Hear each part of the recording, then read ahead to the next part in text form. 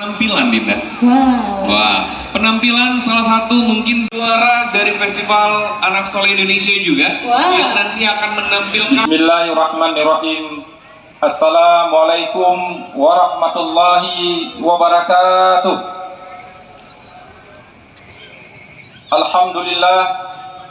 Alhamdulillah wa kafa wassalatu wassalamu ala habibil mustafa wa ala alihi wa sahbihi ahlil tuqa wal wafa. Subhanaka la ilma lana illa ma 'allamtana innaka antal alimul hakim. Rabbi israh li sadri wa yassir li amri wahlul 'uqdatam min lisani yafqahul qawli. Asyhadu an la ilaha illallah wa asyhadu anna Muhammadun sayyidul arab wal ajam. Puji serta syukur kepada Allah Subhanahu wa taala. Selawat dan salam kepada junjungan kita Nabi besar Muhammad sallallahu alaihi wasallam. Kepada al-sahabat beliau sekalian, kepada para ulama mutakaddimin dan ulama mutakhirin yang kami hormati dan kami muliakan, Bapak PJ Bupati Aceh Timur Insinyur Mahyudin MSI, Bapak Kepala Dinas Syariah Islam Provinsi Aceh, atau dalam hal ini diwakili oleh Bang Jul yang juga merupakan senior saya di Organisasi Pelajar Islam Indonesia. Yang saya hormati Bapak Kapolres, Bapak Kajari, Bapak Dandim atau yang mewakili. Yang saya hormati para kepala organisasi perangkat daerah Kabupaten Aceh Timur yang berhadir, camat se-Kabupaten Aceh Timur, para tokoh masyarakat, anggota DPRK, ketua Ormas, ketua OKP, seluruh teman-teman insan pers, baik media cetak maupun elektronik. Yang saya muliakan dan saya banggakan, teman-teman sejawat saya, seluruh unsur kepengurusan BKPRMI Kabupaten Aceh Timur, yaitu di bawah kepemimpinan ketuanya Tengku Emisa, yang juga sahabat saya di kepengurusan KMPI waktu saya menjabat selaku ketua KMPI bersama dengan Cekmat atau Muhammad. Yang saya banggakan dan saya muliakan dan saya sayangi seluruh adik-adik sekalian, para peserta musabaqah PASI yang kita selenggarakan pada malam yang berbahagia ini, ditandai dengan momentum pembukaan seremonial. Namun demikian, Bapak PJ Bupati dan Kepala Dinas Syariah Islam Aceh, sesuai dengan informasi yang saya terima dari panitia, sebenarnya kegiatan sudah dimulai dari sejak tadi pagi, yaitu perlombaan cabang tahfidz. Malam ini merupakan malam pembukaan secara seremonial dan besok akan dilanjutkan dengan 2 cabang perlombaan lainnya. Kegiatan PASI yang kami inisiasikan pada kesempatan ini di Kabupaten Aceh Timur merupakan berkat kerjasama antara kami dengan Dinas Syariah Islam Aceh, tak lain tidak bukan dalam rangka untuk meningkatkan kesadaran kita secara bersama-sama, memperbaiki akhlak para generasi muda Aceh Timur di masa yang akan datang, menyiarkan syiar Islam ke seluruh penjuru Aceh, sebagaimana juga yang diketahui oleh kita bersama dan juga oleh warga yang ada di luar Aceh. Bapak Ibu sekalian dan para hadirin dan hadirat serta para peserta, total hadiah yang diperlombakan pada kegiatan PASI ini berjumlah 36 juta rupiah. Saya juga berharap pada kesempatan mulia ini kepada teman-teman yang terlibat di unsur majelis hakim atau kepanitiaan dalam menilai adik-adik kita yang ikut serta lomba untuk tetap menjunjung tinggi sportivitas, tetap fair. Siapa yang memang bagus, dia yang diluluskan menjadi juara. Siapa yang memang tidak bagus, itu memang belum beruntung dan harus belajar banyak lagi. Kita harus kita harus memulai fondasi dari hal yang kecil, kebenaran, dan yang hak tetap hak, kebatilan tetap yang batil. Adik-adik sekalian yang kami muliakan dan kami banggakan, ikutilah lomba festival PASI ini secara seksama. Ikuti setiap arahan yang diberikan oleh masing-masing tutor, agar kalian nanti bisa membawa pulang trofi ke rumah masing-masing dan menjadi kebanggaan pada orang tua. Pada kesempatan ini pula, Bapak PJ Bupati yang saya hormati dan juga sekaligus senior saya, Beberapa waktu yang lalu, Provinsi Aceh sudah melaksanakan lomba pasi di provinsi. Dan Aceh Timur juga ikut serta. Juga beberapa kader Aceh Timur membawa trofi, menang sebagai juara 2 ataupun runner up. Ini sebuah kebanggaan bagi kita bersama.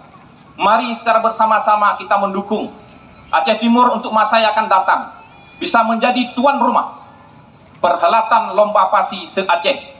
Karena Aceh Timur sudah membuktikan diri menjadi tuan rumah MTQ tingkat provinsi yang juga berlangsung dengan sukses. Kita harus mendukung teman-teman BKPRMI yang selama ini memang aktif menjalankan seluruh aktivitas, baik itu di tingkat kecamatan seperti dilaksanakan di Kecamatan Perlak Barat beberapa waktu yang lalu. Apresiasi sekali lagi kepada teman-teman BKPRMI Aceh Timur. Tepuk tangan. Adik-adik sekalian, para hadirin hadirat yang saya banggakan, adik-adik sekalian yang mengikuti lomba ini merupakan generasi emas di masa yang akan datang. Sebagai pemimpin Aceh, merupakan generasi Z dan generasi milenial. Memang generasi Z dan milenial ini kita sering disebutkan sebagai pemimpin masa yang akan datang. Tetapi jangan lupa bahwa kita juga merupakan tanggung jawab dan memiliki tanggung jawab di masa kini. Kita tidak boleh lagi menjadi objek, tetapi anak-anak generasi muda harus menjadi subjek perubahan di negeri kita sendiri, di Aceh Timur, termasuk di Aceh.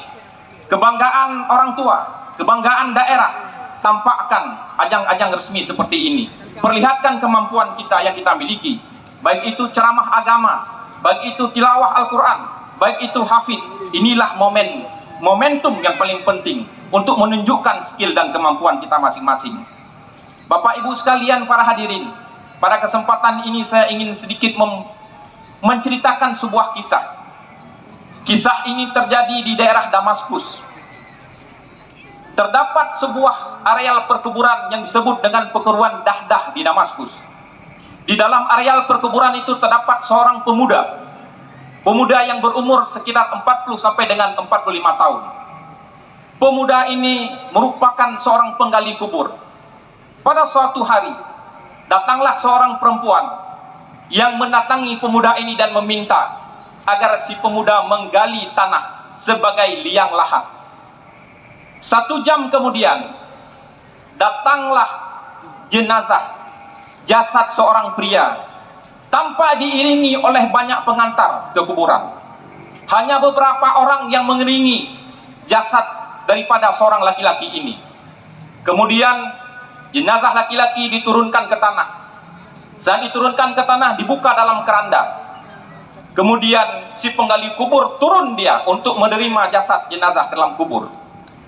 Saat jasad ini diletakkan dalam kubur, dalam kacamata si pemuda ini, tanah itu seperti terbelah. Terlihatlah di dalamnya, itu merupakan Raudatul Jannah, surga, taman surga, memancarkan cahaya. Sesaat setelah dia melihat, kemudian dia pingsan. Sementara teman-teman yang lain tidak melihat apa-apa. Beberapa temannya memercikkan air, kemudian dia terbangun dan diangkat ke atas. Saat terbangun dia menceritakan bahwa saya melihat tamannya surga di dalam alam kubur tadi. Teman-temannya tidak mengakui. Dia mengira bahwa si pemuda ini berhalusinasi. 1 bulan kemudian, Bapak Ibu sekalian, datang lagi perempuan yang datang sebulan sebelumnya. Dia meminta lagi kepada si pemuda untuk menggali liang kubur. Digalilah liang kubur. Kemudian 1 jam kemudian datang lagi jasad jenazah ini, juga seorang laki-laki. Saat dimasukkan ke dalam liang kubur, kemudian terlihat lagi, terbelah lagi tanahnya. Itu juga ada kelihatan cahaya dan taman surga dalam kubur. Setelah dia beranjak ke atas, dia kemudian mengejar perempuan ini. Saat dia bertemu dengan perempuan, wahai seorang perempuan, saya melihat sebuah keajaiban. Saat kedua mayat yang dibawa ke sini dan dikuburkan, dan saya yang menguburkannya, saya terus terang melihat surga, taman surga. Kemudian yang kedua, saya juga melihat taman surga. Wahai sang ibu, siapakah kedua pemuda itu? Ibu ini menjawab, wahai pemuda yang mulia, yang laki-laki pertama itu merupakan anak saya, anak pertama. Dia meninggal saat dia sedang menuntut ilmunya. Sementara yang laki-laki kedua, anak saya yang merupakan tukang kayu. Semasa hidupnya tukang kayu ini mencari rezeki untuk membiayai abangnya yang menempuh pendidikan. Kemudian si pemuda ini diam. Ibu ini berlalu pulang. Setelah kejadian itu, si pemuda ini beranjak ke masjid untuk bertemu guru, bertemu syekh. Dia ingin menuntut ilmu. Seorang syekh menjawab, kamu sudah terlambat, umurmu sudah 45 tahun, kamu baru sekarang menuntut ilmu. Dia menjawab, walaupun demikian, umur saya 45 tahun, tapi izinkan saya untuk menuntut ilmu, izinkan saya untuk belajar agama, izinkan saya untuk belajar sanad dan matan hadis. Dia akhirnya belajar kitab Ad-Jarumiyah. Kemudian si pemuda ini dikenal di Damaskus dengan nama Syekh Abdurrahman Al-Hafar sebagai salah seorang ulama besar di Damaskus, sampai dengan keturunan beliau merupakan penjajah ulama besar di kota Damaskus. Artinya dari kisah ini kita bisa belajar, adik-adik sekalian, betapa pentingnya belajar ilmu, betapa pentingnya seperti disampaikan oleh Pak PJ tadi, Iqra bismi rabbikal ladzi khalaqal insana min 'alaq. Jadi bacalah. Allah memerintahkan kepada kita untuk tetap belajar, membaca dimanapun kita berada, membaca dalam artikulasi, menuntut ilmu. Apakah ilmu di sekolah atau ilmu di pendidikan pesantren atau dayak yang ada di Aceh? Ini harapan kita bersama kepada adik-adik sekalian. Di Kabupaten Aceh Timur tahun 2022 secara resmi saya nyatakan dibuka.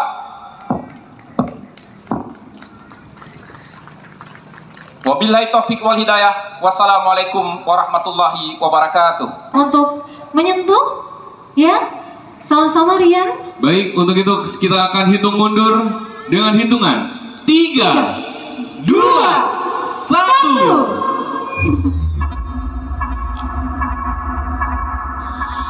Oke, dengan ini Festival Anak Soleh Indonesia Aceh Timur 2022 dengan resmi dibuka. Festival Anak Soleh Indonesia Aceh Timur 2022, seluruh rangkaian dan juga kategori lomba yang akan dilombakan mulai dari pagi tadi sampai dengan hari ketiga nanti secara resmi akan terus berjalan. Semoga nantinya Dinda, rangkaian Festival Anak Soleh Indonesia sampai dengan 3 hari berturut ke depan nanti akan berjalan sesuai dengan yang kita harapkan dan jauh dari hal ini.